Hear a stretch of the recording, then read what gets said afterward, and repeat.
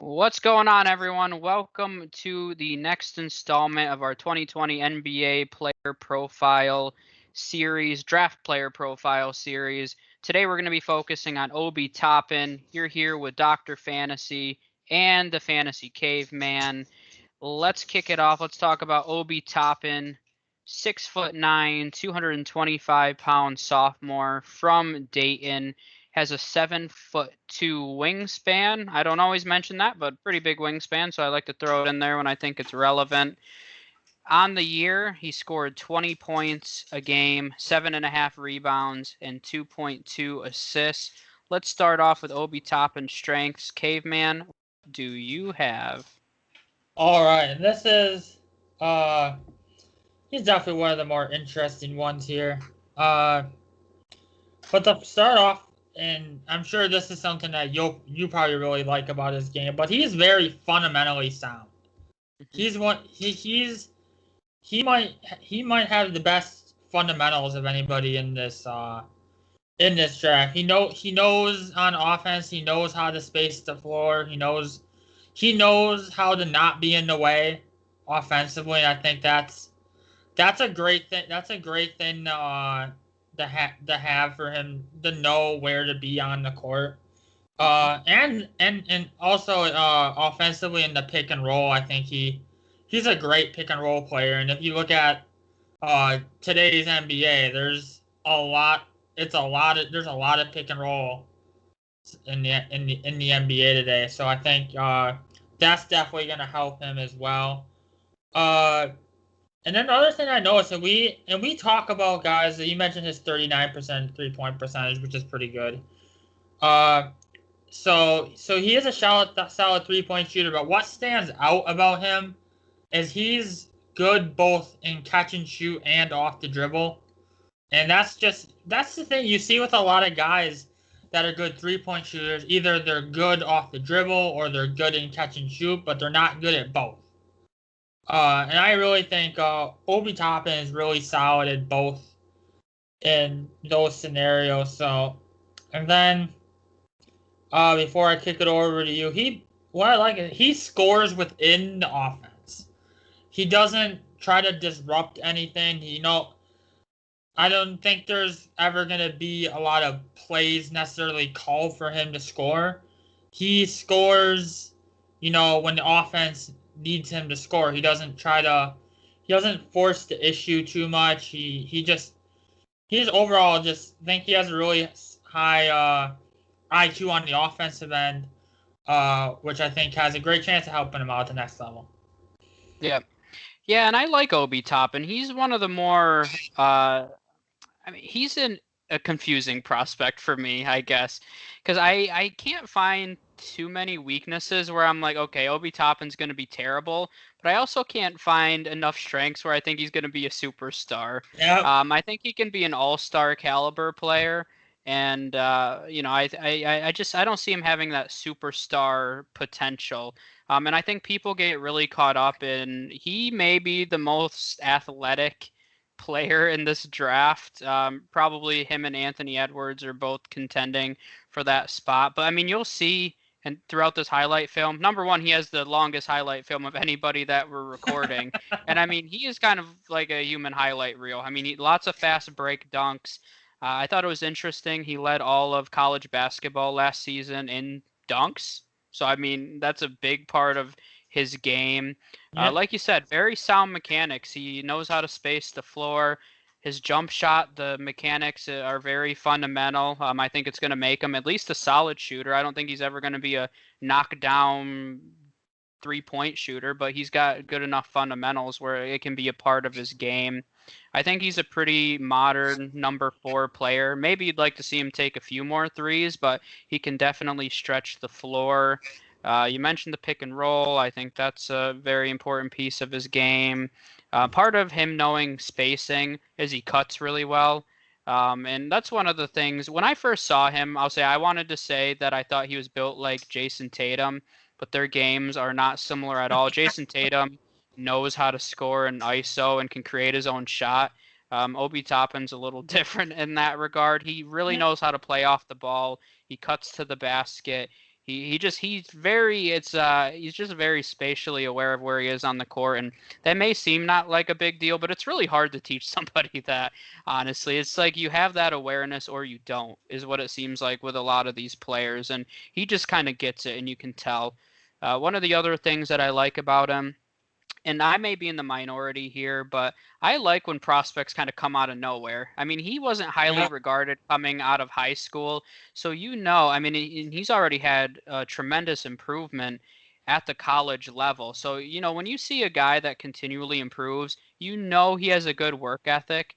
And I think some guys that are just naturally talented, sometimes get a little lackadaisical in working to become better. I'm not saying all of them, but I think a good majority, like Cole Anthony is a guy I worry about that's been so talented, and he's been the guy on his teams he's played for years, and now he's at a point where you got to work if you want to take it to the next level. And Obi Toppin, I think, has worked to improve tremendously. Even a year ago, this wasn't a guy that was even on draft radars, and now he's widely considered a top 5 prospect, and a lot of people would be surprised if he fell out of the top 5, but surefire top 10 at the worst case scenario in my opinion. So, I like to see that from a player when they have that work ethic. So, I wanted to throw that in there. But let's go over to the weaknesses. What do you have for this, Caveman? All right, and you already mentioned. I mean, there's a couple. I mean, there's not a ton, but there's a couple things. The first one, really debatable whether you call it a weakness or not, and that is the fact that he is a bit on the older side coming out. I mean, he is 22 now.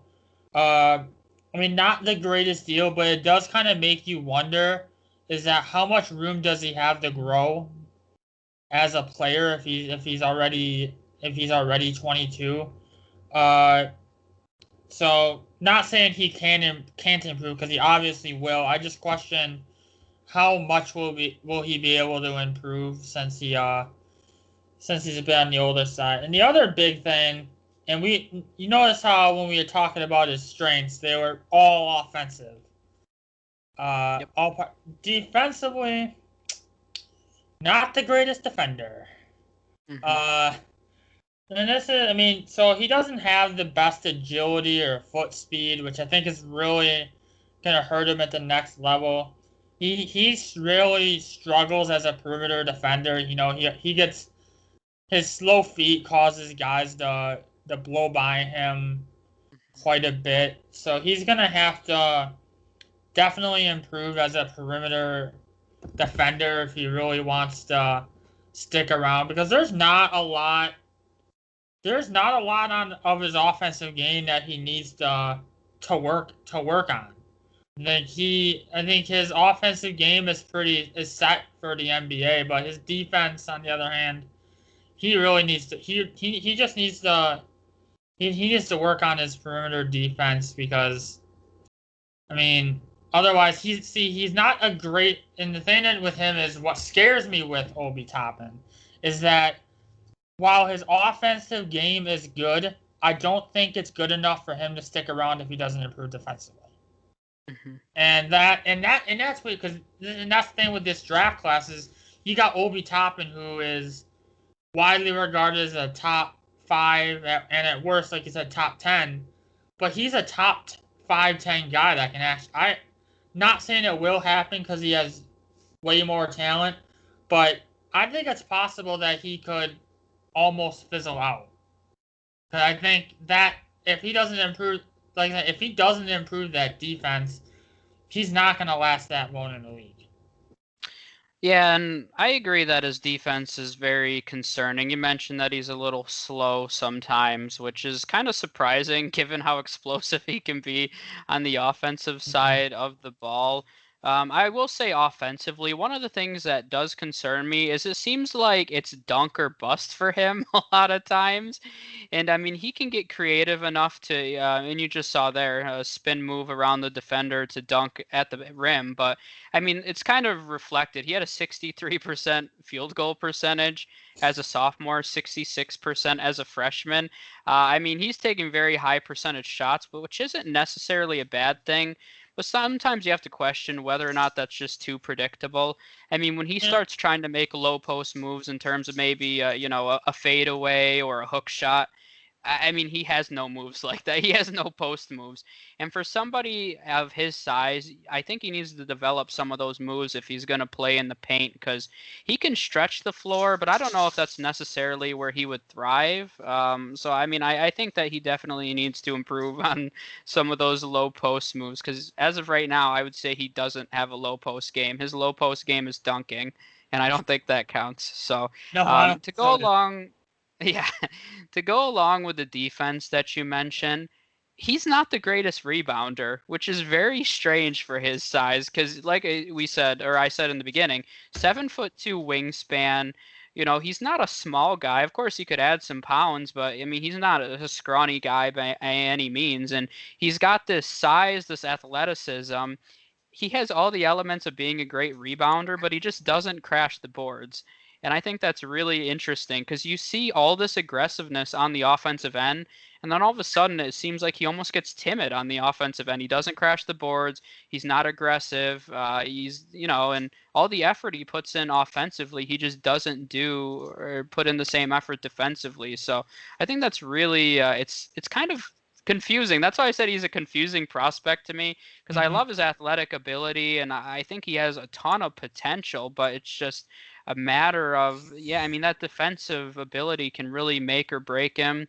I don't know if I'd say he could fizzle out. And I mean, I guess everybody's definition of fizzle out is a little different. I think he'll be given enough of an opportunity where if he's in the right system and learns how to play, even if he's an average defender, I don't think he Mhm. needs to be an Yeah. elite defender to make it in this league based on his explosiveness. If he's an average defender, which I think is attainable enough, then I think he'll be fine. But yeah, I mean, I agree that it's just weird that his size and athleticism, he should be able to defend, he should be able to rebound, and he just, it seems like he doesn't crash the boards, and he's more worried about pacing the floor. And then you saw that. I mean, he let the point guard get the rebound, and Obi Toppin was already, close to the basket already. So I mean, he's almost more worried about scoring on the other end rather than crashing the boards and setting up his teammates. It seems like he wants to lead the fast break instead of starting it, which means you're not crashing the boards. And you'll see that several times. All these highlights, it never includes him rebounding and being one-man transition. It requires someone else getting the rebound and setting him up down the floor. So Yeah. I think that's interesting for his size. He's got to crash the boards. I mean, otherwise that's going to be a huge liability for a team, and that Mm. ties into his defensive ability quite a bit. So let's go over to some NBA comparisons. I personally really struggled with this one. Like Okay. I said, this is one of those prospects for me where I'm like, I don't know. I saw a few online that I really, really liked, and those are the ones that I'll talk about a little bit. I'm sure that you saw the same ones and you'll mention them, so I'm interested to see who you have for them. Oh, you want me? You up until the very last moment, it sounded like you were gonna just start going first, but then Oh, you just switched never. gears. This is your Uh, thunder. I could never steal that from you. oh, the first thing that come to mind, and I feel like you would have this guy down too. That's Amari Stoudemire. Yep. I mean, I'm sure very similar size. Very. I think Stoudemire was a little bit better of a rebounder, but I mean, their offensive games are pretty. Their offensive games are pretty similar. They're both around the same height and length. So his game kind of mirrors. That's probably the best comparison for me. I have a couple other names, but another name that came to mind is if you remember Josh Smith. Uh, Played for 95 teams over the course Yeah. of his career. It seems like. Well, he was a bit undersized. You know, he played a lot of four during his uh career and kind of 3-4. So that's kind of where I project Obi kind of in that 3-4 uh role. I just think their offensive games are pretty are similar to Josh Smith. Love Josh Smith. Remember, loved the highlight plays with the dunks and Oh yeah. all that. So that reminds me. And then finally, kind of reminds me of Aaron Gordon of the Magic. Get some Aaron Gordon vibes from him. I mean, Aaron Gordon, who hasn't. I wouldn't say Aaron Gordon has failed at this level yet, because he certainly hasn't. But Aaron Gordon just hasn't lived up to his potential yet. But I just think I honestly can see Aaron Gordon to me is more of Obi's ceiling, in my opinion. So if he becomes Aaron Gordon, don't think that's that bad. Aaron Gordon's still a very solid player in this league. So Yeah. I haven't heard the Aaron Gordon one. I really like that. I would think that's the most fair one for him. I would say Amari Stoudemire is probably the ceiling, because when I saw the Amari Stoudemire comparison, I couldn't unsee that, and I think it's a great comparison, honestly. Even the way when you look at his shooting form, it's honestly kind of similar to Amari Stoudemire's. So there's a lot of pieces of his game. I wouldn't be surprised if I haven't heard Obi Toppin say this. I wouldn't be surprised if he mirrored some of his game off of Amari. I was literally thinking that in my head. I was wondering if you were gonna say that or not, but and you did. So stop being in my head. I love being in your head. But yeah, I mean, Amari Stoudemire, like you said, same size, athletic guys. Amari Stoudemire for his career only averaged like 7.5 rebounds. I mean, that's not very many for that size. And so I love that comparison. And Amari Stoudemire made 6 All-Star teams, mostly for his offensive ability. I mean, you mentioned Amari Stoudemire was not a good defender. I mean, when you think of those Suns teams with Steve Nash, they did not play defense. So I mean, it was D'Antoni though. I mean, you'll never truly know, but we never saw Amari Stoudemire throughout his career play good defense. So I think on really several levels, that's a great comparison. Like I said, I really like the Aaron Gordon one as a modern comparison. Another one that I saw quite a bit was Kenyon Martin. That's a little more old school, but same concept. He was a guy that either dunked or didn't score, it seemed like. So, but yeah, I mean, when you think of some of those highlight reel players, Aaron Gordon, who we've seen, I wouldn't be surprised, I'll say this, if Obi Toppin makes an appearance in the dunk contest. I mean, you've mentioned Aaron Gordon, you've mentioned Josh Smith. Those are all dunk pros. So Obi Toppin, if he's not in the dunk contest next year, honestly, I'd be a little surprised if we want to be real about it. So I think those are all good comparisons. So let's go over to the ideal fit then. Once again, similar to our last episode with Halliburton, I struggled with it a little bit. I didn't see a perfect fit for him anywhere. I've seen him go to Cleveland quite a bit. I really liked that fit when I first thought of it, but I don't know how he would mesh with Kevin Love, which is one of my question marks. Now, I'm assuming they're going to move on from Kevin Love at some point, and obviously that would make a lot more sense, but short term, I'm not sure how well that would work. Unless you're confident that maybe I don't know what a lineup would look like with Obi Toppin, Kevin Love, and Andre Drummond. I don't know if that necessarily meshes well. There's a lot of talent in that.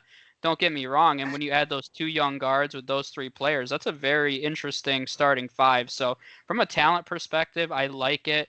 From just the players that they have and personnel standpoint, I don't know if it's the best pick, but I could definitely see that happening. So I think that's a strong consideration. Probably my number 1 fit, if he made it that far, would be the Washington Wizards. They have the 9th pick. I don't think he'll fall that far, but it is possible. Because if I was the Knicks even, I would strongly consider taking him, because I think they could use I think he's got a good level of, he could be a superstar, but maybe he's not as risky as some of the other prospects. He's definitely risky, but maybe not as risky as others. So, but I really like the Wizards. I mean, they're set at guard. Everybody knows that. But beyond that, they have Thomas Bryant, who's been playing the 5. And, I mean, they need forwards. I mean, that's their biggest need. I don't think the Wizards can walk away at number 9 without getting somebody that, just getting a talented forward. It doesn't matter who it is at this point, because it's going to be better than what they have. But I really like his fit with the Wizards, and he wouldn't have to worry about being a primary ball handler. Obviously they have 2 guys already that can do that. So if he slipped that far, that's my favorite fit personally. Yeah, those are good. So the first team I thought of and then immediately erased it was the Atlanta Hawks. I mean, offensively it works well. Yep. With him and him in the pick and roll with Trae Young. I mean, but God, as if Atlanta didn't need as if Atlanta needed more players that don't play defense. That's true with the Wizards too. Yeah. But at least offensively, I think that would be a nice fit in Atlanta with Trae Young. The other team I had down is the Detroit Pistons. Mm-hmm. I mean, I'm don't know if he slips. I forgot where the Pistons pick in this. So there's a decent chance he's probably not going to be there at 7. I expect Obi Toppin to probably be a top 5 pick somewhere. But I think at Detroit, I mean, he can play either alongside Blake Griffin, or when Griffin inevitably goes down again for the 30th time in the past 2 seasons. I think he could over for him. He can play alongside Christian Wood. I think that's a good front court pairing as well. And like you said, I do while I think his floor is a lot lower than some of these top end guys, I do agree that with his ability offensively and at least the size and length to be a solid defender, I think he's exactly the kind of chance that a team like the Pistons needs to take, because he has that superstar potential. And the Pistons, they need, much like the Knicks, much like a lot of these other teams that are in the lottery, they need a superstar potential player. And I think Obi Toppin would be a good chance for him to take. Yeah, we've mentioned the draft being interesting this year. I think it gets even more interesting around 7 with the Pistons and with the Knicks at 8, because I think both of those teams need, almost everything. So that's why they could go in a million different directions, and that can really set the course for the rest of the draft. Speaking of the Pistons, what do you think of Blake Griffin as a player comparison? I didn't think about that till we started talking about him, but a highlight level player. I wouldn't call him a great defender, very athletic. When I'm looking at his rebounding numbers, he really didn't have many years where he was rebounding more than 8 rebounds per game. So I think that's an interesting one. I didn't really think of it till literally right now, but I kind of like, especially Lob City. yeah, you're gonna be able to. That's why I kind of like it with Atlanta with Trae Young, because while Trae Young is while Trae Young's a really solid shooter, Trae Young's very, I think, underrated as a passer. Yep. So I think you could throw him, and Obi Toppin could connect on countless number of lobs. So which would be very fun to watch there. Yeah, and you mentioned Obi Toppin being very strong in the pick and roll. Trae Young's regarded as one of the top 5 pick and roll point guards in today's NBA. So, similar to some people consider John Wall. We haven't seen him in a little while now. So I didn't even think about that with the Wizards fit, but that's why the Hawks probably make sense in that regard. Now, once again, he's tough because his defense isn't great. Hey, that fits in well there. Yeah, I guess welcome to the crew then. You fit in perfectly. But yeah, that's why I'm kind of interested with some of these top teams. Do they go for that offensive upside with Obi Toppin? A team like the Pistons, if Obi Toppin's there, do you go Obi Toppin, or do you go a strong defender like Devin Vassell, Patrick Williams, even Halliburton, some of these guys that are considered really strong defenders? So I think that's why it's a really interesting pick. Do you take the offensive ability and keep ignoring defense, or do you take a safer player? So it'll be fun to watch. My opinion is while I see if they add a strong, if the team like the Pistons added a strong defender like Vassell or Patrick Williams, don't think that really does much for him. No. But if they add a guy like Obi Toppin with his offensive ability, I think that moves the needle more and probably generates some more excitement versus just getting a guy that's just going to play some really boring, solid defense, because nobody likes defense. Oh my God, get out! I'm ending the episode now. This is an outrage.